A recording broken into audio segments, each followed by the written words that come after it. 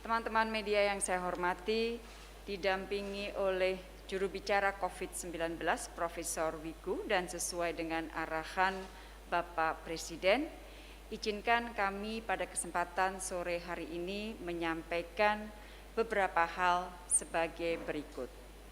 Pertama, saat ini telah muncul pemberitaan mengenai strain baru virus COVID-19 yang menurut berbagai data ilmiah memiliki tingkat penyebaran yang lebih cepat.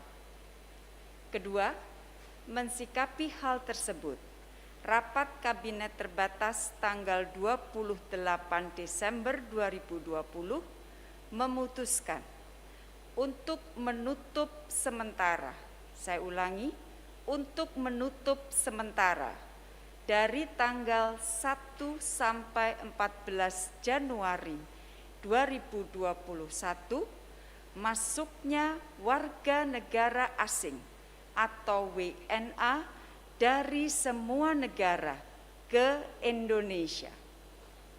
Ketiga, untuk warga negara asing yang tiba di Indonesia pada hari ini sampai tanggal 31 Desember 2020, maka diberlakukan aturan sesuai ketentuan dalam Adendum Surat Edaran Satgas Penanganan COVID-19 nomor 3 tahun 2020, yaitu A.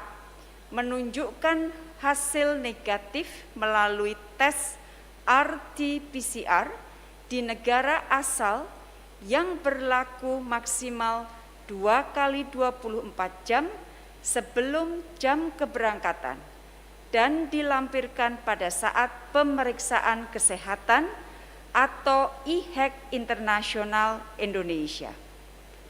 B. Pada saat kedatangan di Indonesia melakukan pemeriksaan ulang RT-PCR dan apabila menunjukkan hasil negatif, maka WNA melakukan karantina wajib selama 5 hari terhitung sejak tanggal kedatangan. C. Setelah karantina 5 hari, melakukan pemeriksaan ulang RT-PCR dan apabila hasil negatif, maka pengunjung diperkenankan meneruskan perjalanan. Keempat, sesuai Undang-Undang Nomor 6 Tahun 2011, Pasal 14, warga negara Indonesia tetap diizinkan kembali ke Indonesia